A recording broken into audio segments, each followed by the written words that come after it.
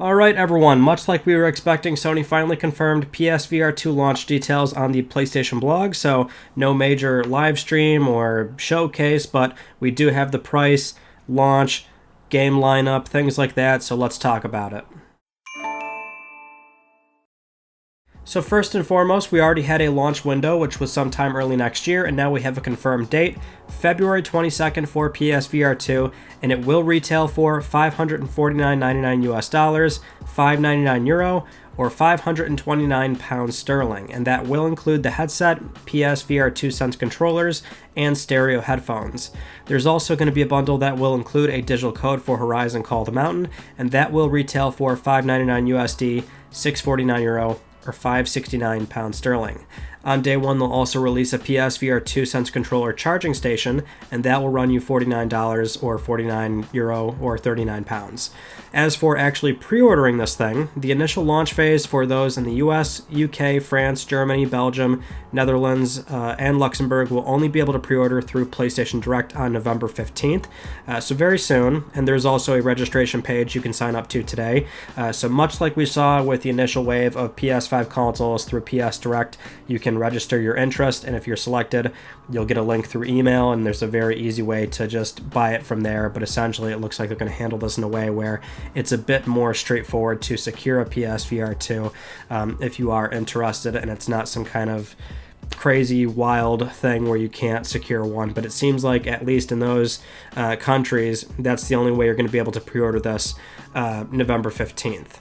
Now, the other big news is Sony also revealed the launch lineup. So we, of course, are expecting Horizon Call the Mountain, but we also now know about the Dark Pictures Switchback VR, which is basically another on-rail shooter like Until Dawn Rush of Blood from Supermassive Games, so that's coming. Also, Crossfire Sierra Squad. This is a first-person shooter from developer Smilegate. Then there's the Light Brigade. This is from developer Funtronic Games. This is a first-person shooter roguelike, which will also be cross-buy, so it's going to be on PSVR, the first headset as well. Then there's also Cities VR Enhanced Edition from Fast Travel Games. This is more or less a VR adaptation of City Skylines.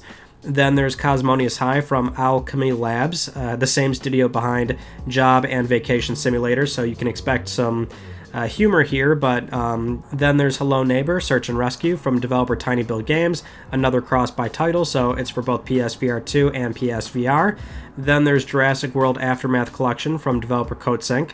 This is a reworked version of the Survival Stealth series, which includes both Part 1 and Part 2. Then there's Pistol Whip VR. This is from Cloudhead Games, and it's getting a PSVR2 version, which is confirmed to be a free upgrade if you own it on PSVR. Then there's Zenith The Last City from developer Ramen VR. This is an open-world VR MMO, and that's another free upgrade from the existing PSVR owners, which this game came out earlier this year.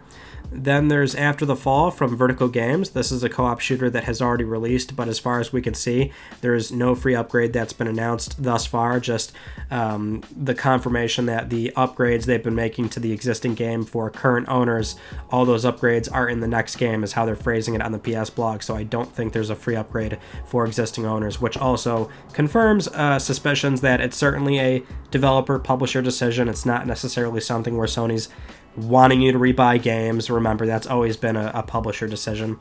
And then Tentacular. This is from Fire Punched Games, UG. This is like a giant octopus squid simulator. I don't know. It looks kind of weird and trippy, but I also really like these kind of things. But that's more or less what we recently found out today. And again, no major live stream or showcase, but we have most of what we needed to know here today with the PS blog. And so the price right off the bat is about where it should be. Unfortunately, it's something where it is they are asking a bit more for this versus a PS5 console in the first place.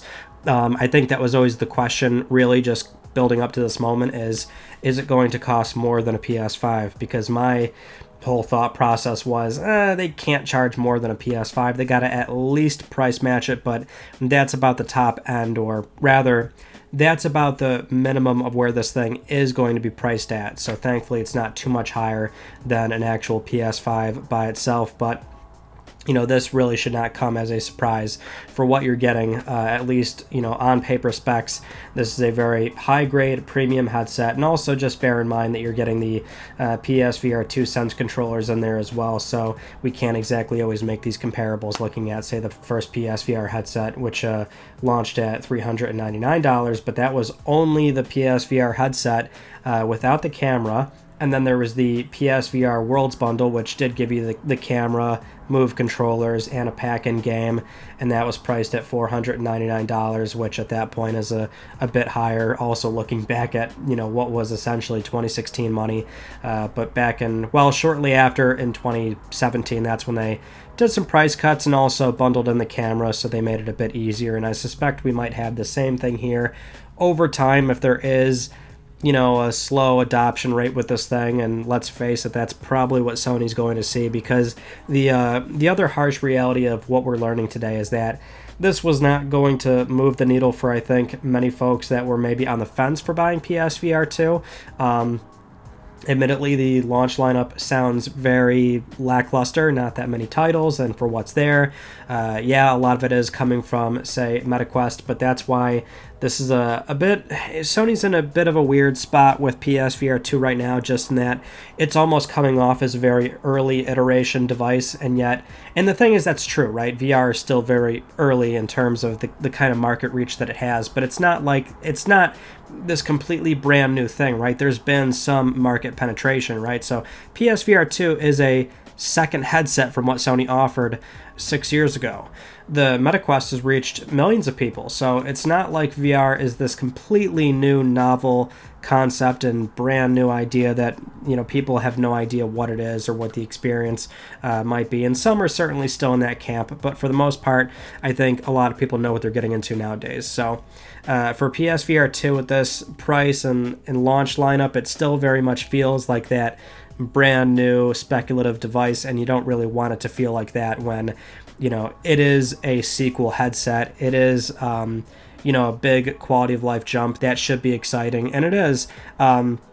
That's still where I am with this thing, despite the lackluster launch lineup, but I think a lot of you were maybe expecting that from me, because I like VR stuff a lot. And again, just off the quality of life jump, that has always been the most exciting part for me, because if you do somewhat regularly use PSVR, you know how much of a pain that is versus other headsets that are on the market today. So it feels like not only is Sony finally catching up to all that, but they're even in many ways exceeding it. And so that by itself has always been the most exciting prospect. But the software is not there based on what we're hearing. It would have been really cool to have the confirmation of, say, Half-Life Alyx, which is certainly that, system selling VR experience. Some might not believe that, but it really is that good. And I still can't really picture a world where Sony's not doing everything they can to get that game on this headset. I think the soonest they can announce that game, the more encouraging it's going to be. But it's really about what happens over time. So even if it comes out and it's very lackluster for what it is and what you're paying for, I just hope it fosters a good environment for developers, because you need the support more than anything else. You're not going to have customers without the developer support. So that, first and foremost, has to happen. So I hope the tools are there. I hope devs can easily port MetaQuest projects over. I don't care if they're ports. Games are games, and some people don't have a MetaQuest, or they just don't want one, or they want a more premium experience on what will be a higher grade headset. So as long as the tools are there, it's easy to port stuff over, it's cost effective, developers can profitably ship games on this headset, that's what I want to see. And so we'll only get that answer over time, but so far, based on what we learned today, I can't see this being too exciting for a lot of people, but, we'll talk more about it once we eventually have the thing in our hands and we can play it and review it and things like that. Thank you so much for joining me in this conversation. I hope you enjoyed it, and if you haven't just yet, please consider subscribing for the best PlayStation news, reviews, and updates that are here on YouTube. You can also follow me on Twitter @MysticRyan, and that is it. I will see you all in my next video. You take it easy.